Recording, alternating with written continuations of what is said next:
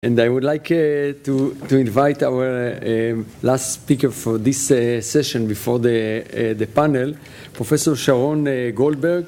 Sharon Goldberg is an associate professor in the Computer Science Department at Boston University.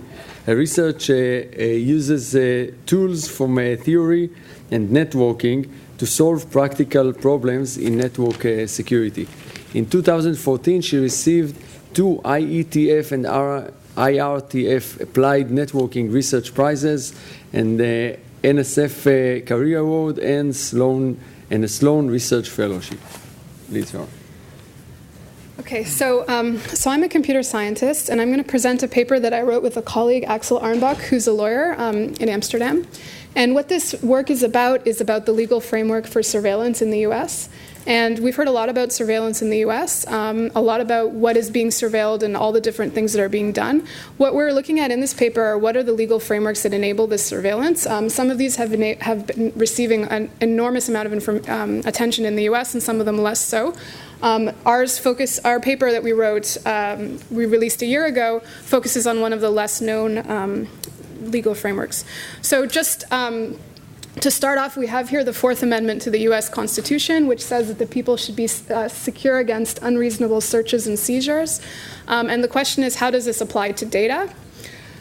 What's important about this is that in 1990, there was a decision made. And by the way, I'm speaking for my colleague, the lawyer, so I'm doing my best here to present the legal aspects of this, so please forgive me. So when we're in the same place, we just give the talk together, so it works out much better. So in 1990, there was a court decision made that the Fourth Amendment, which constrains the searches that are done by agents of the U.S. government, does not apply outside of the U.S. or to non-resident aliens. Okay, so that means that there are different frameworks for surveillance depending on whether the person is a U.S. person or not, and whether the surveillance is done in the U.S. or not. And so you've probably heard a lot about the Patriot Act. This has received probably the most attention in terms of all the frameworks in the U.S. What it covers is domestic communications, and the most famous aspect of this legal regime was the NSA's domestic phone records program. What was being done here was that the U.S. government was obtaining the phone records of U.S. persons. The records were the metadata of the calls, not the actual what you were saying on the phone, but who you were calling, when you were calling, how long you were talking to them, and so on. I'm not sure how many people saw this. There was a court decision that came out just last month that ruled that this was unlawful. And then right after that, this Section 215, which was what this program was authorized under, expired. And the next day, the U.S. Freedom Act passed, which constrained the searches that the government can do. So now the call records would be held by the call companies as opposed to the government, and then searches would be done on those records through warrants. Okay. I don't want to say warrants because I'm not exactly sure what the exact mechanism is, but they would no longer be holding the records. Okay, so that regime is from 2001, and you might guess why that specific year. Okay, so in addition to this, there's the Foreign Intelligence Surveillance Act, also FISA, also known as FISA. So what this covers is surveillance conducted on U.S. soil, but typically of international communications. So if someone in the U.S. is talking to someone abroad, that would be international communications. If people abroad are communicating through the U.S., that's international communications. In particular, this Section 702 was added in 2008 under the FISA Amendment Act. And what is covered under this regime are 2 of the most well-known programs that were released recently. So the PRISM program that you might have heard of, so getting information from servers of companies, and the Upstream program, which was collection on the connection to the backbone, to the Internet's backbone. Okay, so these are well-known regimes. There's been a huge amount of interest in the Patriot Act, a little bit less in the Foreign Intelligence Surveillance Act. And then here is another regime that's the one that we mostly focused on in this paper, which is Executive Order 12333. Okay, so what does Executive Order 12333 cover?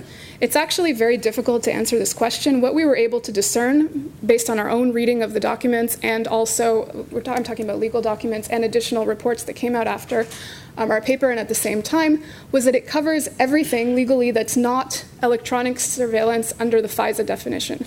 So FISA covers certain things, and whatever is not covered under FISA could be covered under Executive Order 12333.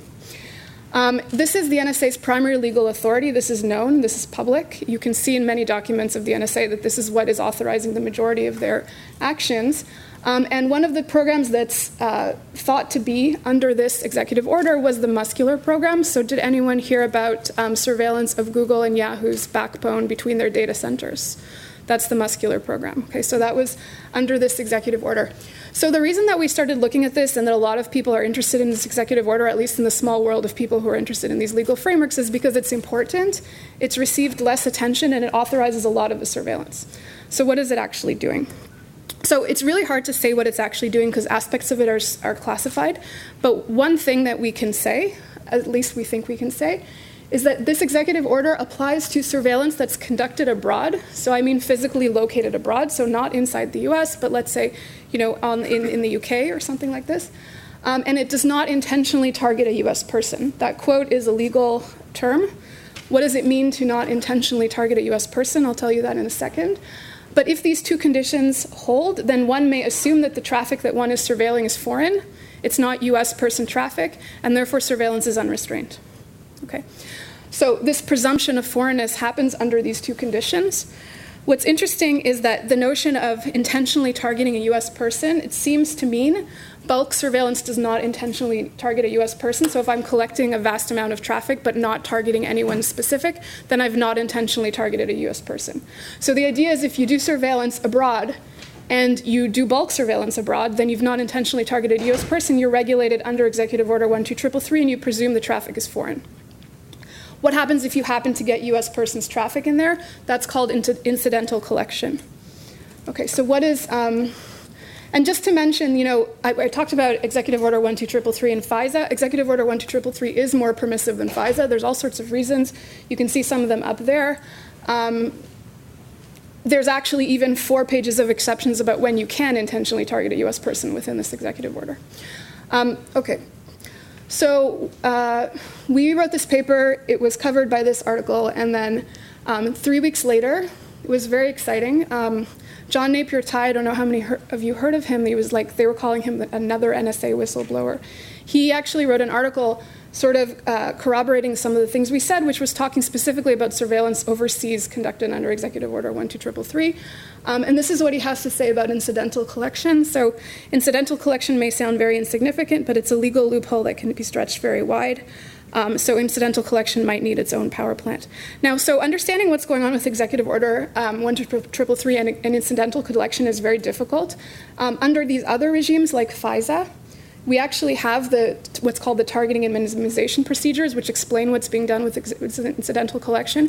We know less about what's going on with incidental collection right now under this executive order. This is an article that came out in the Washington Post talking about incidental collection under FISA, the other regime, where they find that the amount of traffic that was collected incidentally was actually higher than that was targeted. Right? So you can imagine that this would happen. Here's the link, you can have a look. So again, we don't really know exactly what's going on under incidental collection, but the idea is if you're doing bulk collection abroad, you're covered by this executive order, any US person traffic is incidentally collected and something happens to it, and we're not sure what. Okay, so the next part is my comfort zone now. Why do we actually care about collection being done abroad? It's US traffic, why does the US traffic actually leave the US? And so what I wanted to just briefly talk about was how the internet works and why it would be natural for internet traffic to flow abroad. And actually how you can force internet traffic to flow abroad if you would like it to flow abroad. And you might have an incentive to do that because then you can collect it under a more permissive legal regime than one you could use in the US.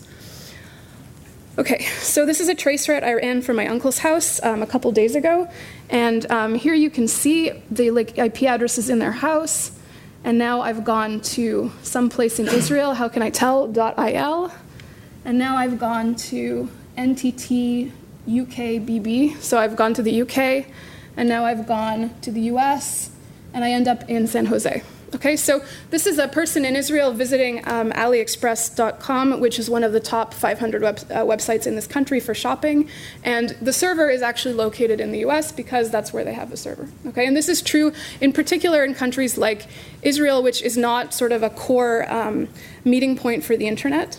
So we certainly know, for example, in South America, if you want to reach another country in South America, you often have to go through Miami and come back. That's why there's a lot of activity in building fiber capacity in South America right now. So we know that's true in certain countries. In the US, it's less true. It's not the case that traffic really leaves the country that often because we have more of the internet there, sort of historically. But still, this can happen. And in addition to this, forgetting about routing, this was just me accessing a website. What about data storage? So as an engineer, when you build a data storage system, you really don't want to have all your storage servers in the same room, because if that room burns down, all your storage is gone. In fact, you don't want it in the same city, and you might not even want it in the same country. So a company like Google will have servers and storage and data centers all over the world. For example, you might have one in Finland. And those data centers will be exchanging information so that they can back up information.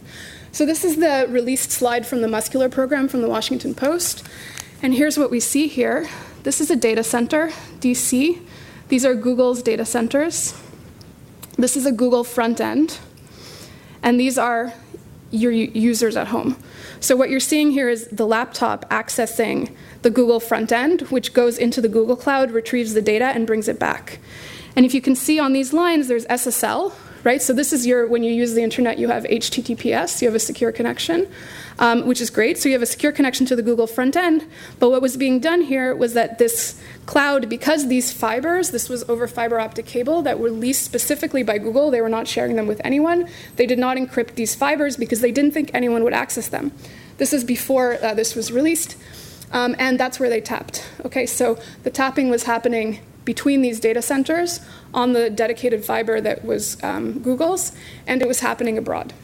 Okay, so these are Google's data centers that are potentially storing US persons traffic, but because it's being done abroad, it's regulated under this executive order. You can presume it's foreign traffic. Okay, so this is an example of how your traffic could go abroad. Okay, so now even closer to my comfort zone, how can I force traffic to go abroad? I can play with internet routing. So this is 2 endpoints. This is from a story that was found by Renesys, which is a network measurement company in Hanover, New Hampshire. So what we have here is we have 2 computers. One of them is in Colorado and the other one's in Colorado. They have different ISPs. So one of them has a Trado and one of them has CenturyLink. So what's happening is that the traffic is going from this computer in Denver back to this computer in Denver through 2 different ISPs, through whatever network infrastructure they have here. So this is the normal situation. But here's something that happened in 2013, and this happens all the time. My colleague who found this, Doug Midori, finds this all the time. The way that what happened was there was this network in Iceland, okay, that also would like to get to addresses inside this ISP in the US. Okay, so this is the path that they use. They have a router here, and traffic will go like this. Okay, so for example, if someone in this network wanted to talk to this computer, they would take this path with the blue line. Okay, so this is the routing message that's used to advertise this path. I won't get into too much detail. What we need for this presentation is the following. There was another router at this ISP, and it sent one routing message. This is the routing message. I'm not going to explain to you why this works, but the single routing message that was done here, what it did was it convinced a Trato that the address of this computer was actually located here. Okay, so the computer, the endpoint target, should be located in this ISP using just this one routing message. Why is this possible? This protocol is called BGP. It's insecure, and Professor Wadner already told us why. So no crypto here. You can send this message, and what happens is that the traffic will then flow to this router. This router passed it on to the other router, and then it went down into Denver. So what's happening here is that the traffic is being diverted abroad using a single message in the BGP protocol, and you can reroute the traffic in this way. And what's the incentive to do that? Actually, we have no idea why this happened, and just like with all BGP attacks, almost all of them, we don't know why they happened. We only know of like 2 cases where we understand why. One was to steal Bitcoins, one was to take down Spamhaus, and one was to those are the only ones I can think of right now. Okay, so most of the time we see really weird stuff.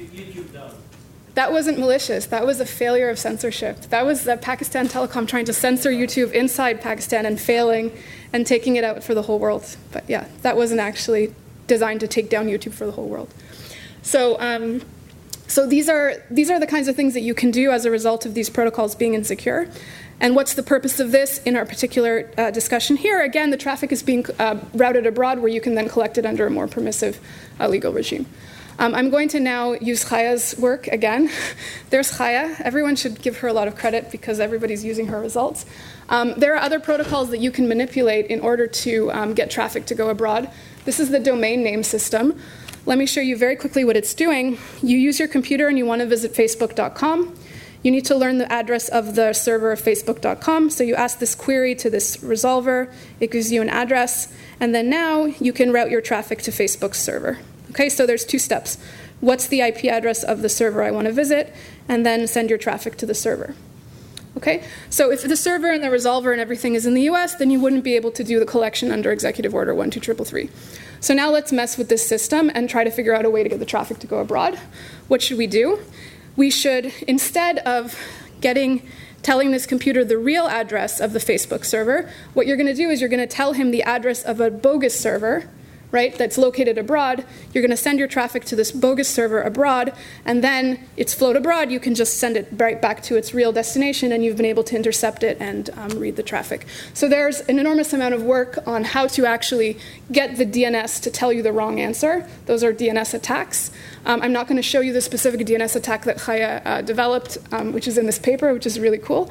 But there's an entire line of research in network security on how to do this.